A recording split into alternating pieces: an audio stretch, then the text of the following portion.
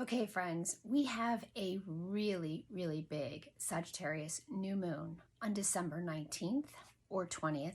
Adjust for your time zone.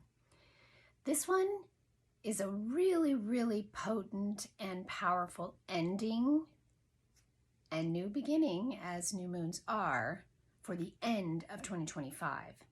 And I'm going to tell you why. This new moon is at 28 degrees Sag, okay, Sagittarius.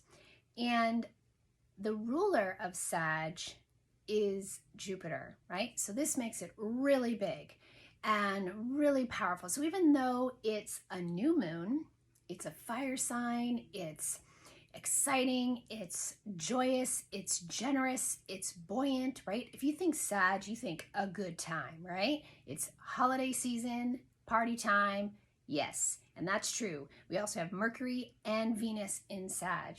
So yes, this is going to be a good time for many and a time to set intentions for like really big picture, long-term goals for not just 2026, but beyond. 2026 is a 1 year. 2 plus 2 plus 6, okay, is 10.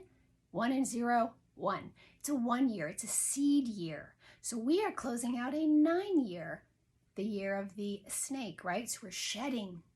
That brings me to Saturn. We have had Saturn in Pisces for the last 3 years. And I remember doing a video way back before it actually stepped in to Saturn. Pisces, before Saturn stepped into Pisces. And I was talking about the importance and the value of creating a spiritual practice for learning how to really be in our bodies, to cultivate ways of nurturing ourselves on emotional, spiritual, physical levels. And there would be a lot of ending and releasing in order to do that. So it's a 9 year. It's time to let go finally of the things that are no longer working, no longer serving, and no longer really part of the journey.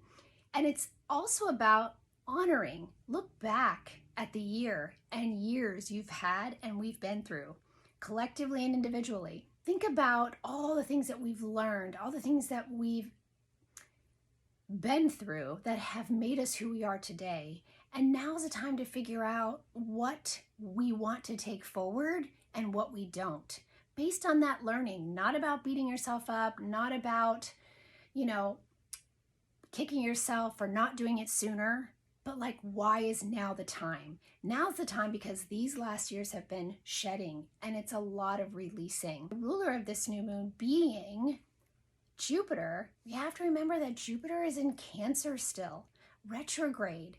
So this is an emotional moon as well. So anything that we're feeling, good, bad, indifferent, exciting, sad, is gonna be bigger. It's gonna be more.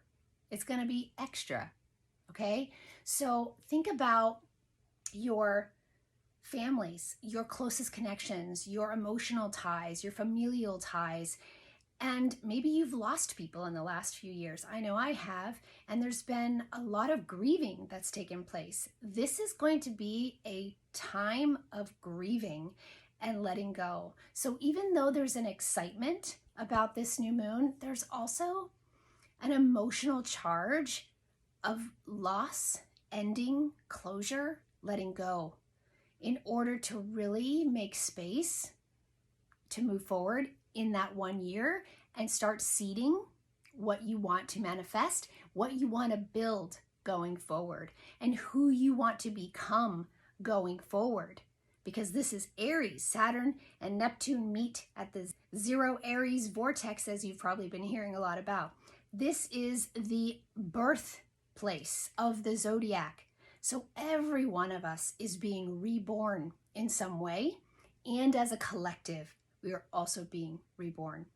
So you can probably feel and sense all the changes, but there's this super unknown still. And so that's where the mutability comes in. So this full moon we just had in Gemini created a mutable cross with the nodes of fate. They're Pisces and Virgo, okay? For this new moon, they're at 11 degrees, Pisces, Virgo, which is hello for talking numerology. This is the messenger. And this new moon at 28 Sag is exactly in conjunct Uranus in Taurus retrograde, which is also another planet about to make that switch in the next year into Gemini for the next 8. So this means there's going to be some surprises, some surprise endings, some surprise enlightenments, some new awarenesses, things that are going to shift everything for you, that are going to also help you see more clearly the way forward. So with every new piece of information, it's information to help you make that next step. So I'm looking at the chart for this new moon, and I just can't get away from the emotional charge of this. And the only Earth really in the chart besides that Uranus in Taurus, which is shaking things up, not a stable Earth, is Mars in Capricorn. So Mars in Capricorn is exalted. So he's like, I'm ready to get to work. I know what I want to do now. I want to get to it, right? Make a plan, go for it. And Capricorn takes you to Saturn in Pisces, which says, not yet. Have you truly let go of and cleared out your baggage or healed all those wounds you've been holding on to that have kept you blocked and stuck and angry? If not, now's the time. Do that work first, because in February, when Saturn does make that click into Aries, it's on, and you want to be ready. You want to be ready. So I highly suggest that at the end of this year, it's a major closeout in so many ways, is to give yourself grace. We still have also Chiron at 22 Aries, trining that Venus. So again, there could be some hurts in relationships that we have to work on healing and nurturing in order to, again, what relationships are ready for major change in the new year? You want to take that forward, or what's done? Or how is that relationship changing?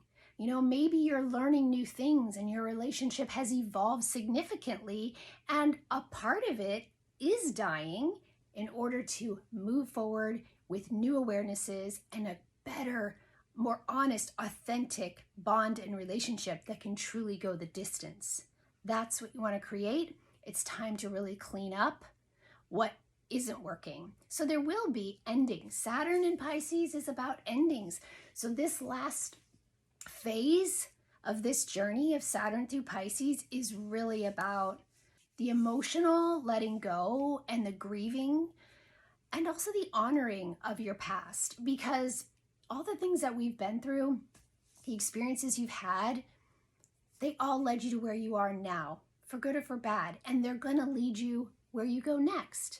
So you have to honor even the hard parts, honor your story, honor your journey, the things that you chose and the things that you didn't, you know, and take the time to do the necessary self-care and healing for yourself and for those relationships that mean the most to you. And also have the greatest time with your family, the bonds, the loving bonds that mean the most to you, with family that's present or not. Holidays are really hard times, and so often we all think about people that are not here anymore and that we truly miss and wish we did have here in the physical. But remembering, Pisces, they're still here. Their energy, their souls, their spirits are still with us, guiding us, and you can heal relationships even with the people that aren't here anymore. So I highly suggest that everybody take some deep breaths during this holiday season. Set those intentions of setting big dream goals and intentions for the new year, but also remember Jupiter is mutable. Stay flexible and open to the possibilities of what could transpire. And with everything that doesn't go the ways that you expected, take that as information and guidance to be flexible, pivot, and stay open to something that might. Like we always say when we write our intentions, this or something better. So I wish you this or something better in whatever your goals are for 2026, but definitely take the time at this Sag new moon to set those goals, but also honor those emotional charges, losses, and endings and closures that are leaving in order to make space for that new journey, that new you. So all the best for the end of 2025 and all of 2026. It's going to be a ride, folks. So see you soon.